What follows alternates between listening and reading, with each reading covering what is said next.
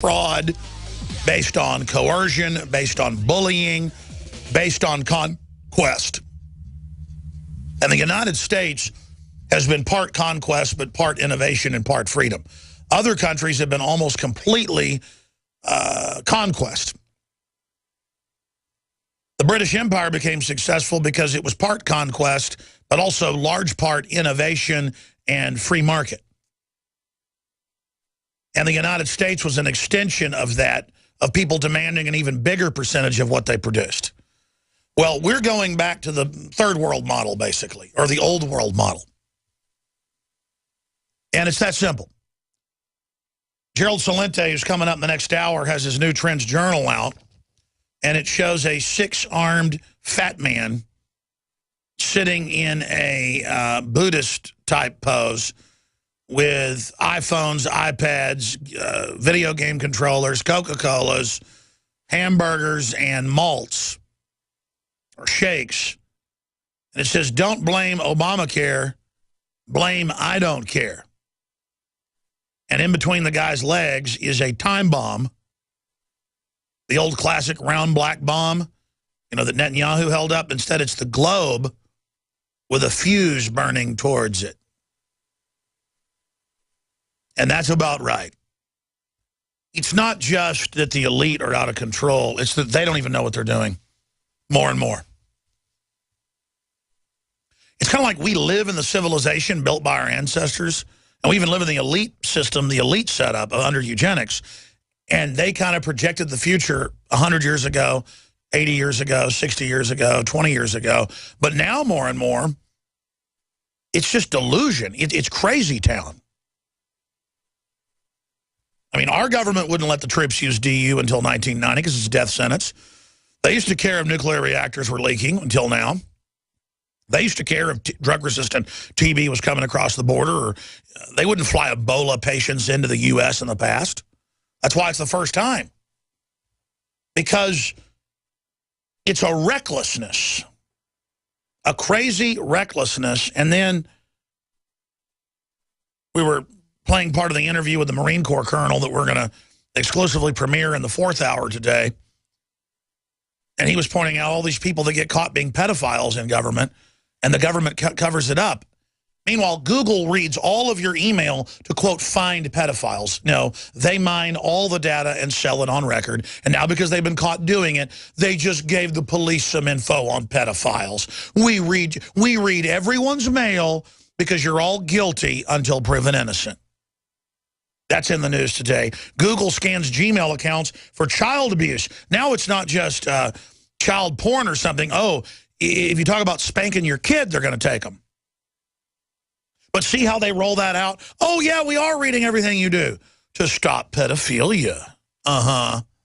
With the UN and DynCorp up to their eyeballs in it. This is what we're really dealing with. And we're dealing with a government that lives in Switzerland, lives in Luxembourg, lives in Monte Carlo, who've stolen hundreds of millions mid-level, billions high-level. And their rearguard action is just flood the country, break it down, implode it,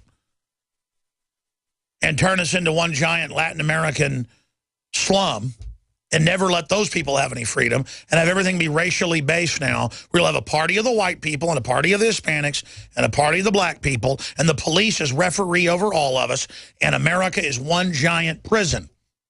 Oh, yeah, they've been segregating people for decades into their racial groups in prisons, and that's the management model for America. But if you won't play along and segregate yourself into a racial group controlled by your gang boss who goes and, you know, plays cards with the warden, and your gang boss that sells you drugs, that the money goes back to the warden, if you don't play ball, well, they've got to infuse racial garbage in the name of fighting racial division through multiculturalism in all the schools and in the media. I mean, if you had white media saying, we are for white people and we will conquer the blacks and Hispanics, we are the supreme race, they'd be all over the news. But when the Spanish media does that, it's okay, but it's owned by the big drug cartels on record. It's owned by the big banks. It's a psyop, folks, and we're here telling you what's happening. For the balance of the hour, William Geen, who joined us last week of alipac.com, alipac.com, will be joining us. They're kind of the gun owners of America for Borders. They got protests nationwide yesterday, and they're trying to draw attention to what's happening. The polls show this is backfiring, even with Hispanics, against Obama, because they're not stupid. We're going to have unlimited Guatemalans and Brazilians and everybody else here, because there's so much nationalism between those countries that finally folks are waking up on the Hispanic end. But the Democrats are just, hey, if you're brown, you're good. If you're white, you're El Diablo. If you're Blackbird, they use a racial term for it, means Mayata. Sorry for using it, but it's for documentary terms. You're not in the club. And so it's, again, a giant supermax prison management model. And I don't want to live in that. I want to live in a country where we're unified around freedom and prosperity and hard work, not around the Democratic Party, a.k.a. founders of the Ku Klux Klan. William Geen, thank you for joining us. Glad to be here, Alex. And want to just quickly mention your article about the 2 illegal aliens that killed Javier Vega Jr., our Border Patrol agent. You know, I just wanted to mention him because he was murdered by 2 illegal aliens in front of his mother and his father.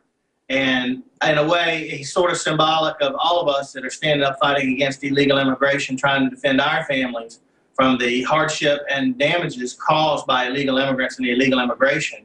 Of course, not all illegal immigrants are murderers, and I have to say that because of our enemies that patrol for anything they can grab out of context. But I think that Patrolman Vega, you know, being killed in front of his family like that shows exactly, you know, what the real dangers involved with illegal immigration are. And even after appearing on your show last time to talk about the protest against illegal immigration and the effort to take Lamar Alexander out of office in Tennessee, I received a lot of death threats online through the George Soros hate group Right Wing Watch, which apparently is developing a reputation for generating threats of violence and death against people that do not agree with their communist agenda. Oh, they've had a big rash of problems documented in the news the last few months, where professors get up at the start of school and college and say, if you're in the Tea Party, get out of my class. I'm going to give you a failing grade. I want to kill you. I want to put you in a body bag. I mean, these are not liberals like so many people in the 60s or something. This is a deranged gang who just wants total power and I guess have some fantasy that they're going to be like Stalinist enforcers. Well, on Facebook seems to allow them free reign to do so. And Facebook and Google are both practically extensions of the U.S. government at this point due to the massive amount of tax breaks they get and the fact that the CEOs of both are on board with Barack Obama with his immigration reform amnesty plans, amongst other agendas, as well as being a part of the surveillance society that they're now wrapping around every person in this hemisphere. So we've got a situation where the death threats are increasing. Right Wing Watch had their YouTube account suspended because of death threats against one of their targets.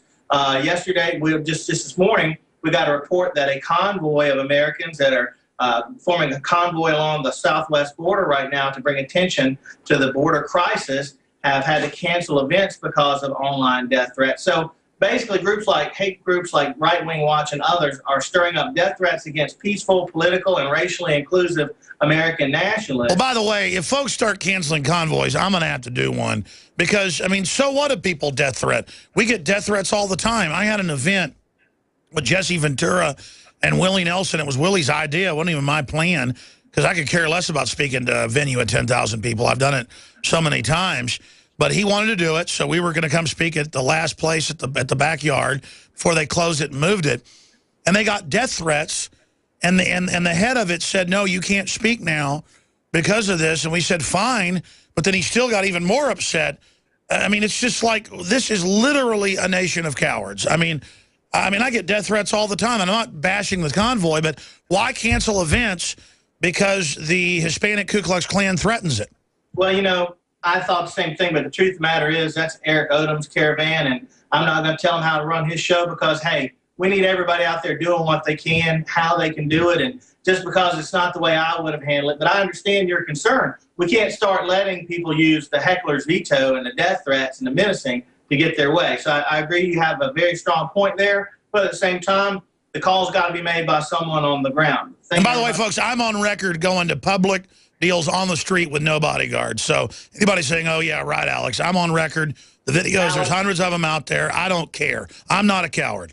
Alex, these communists and cartel and these backers, including many people in suits and ties, these backers of the costly and deadly illegal alien invasion of our American homeland that's killing thousands of our citizens each year, just like our Border Patrol agent Vega just got killed, need to understand. Many of us either are veterans or are descendants of the veterans that fought the wars and paid the taxes and spilled the blood, their own blood, to defend our Constitution and way of life. And we do not back down to threats. In fact, we point them out with the ability to tell our fellow countrymen that we're being targeted because of what we have to say is a threat to their socialist and communistic plans for this country's destruction.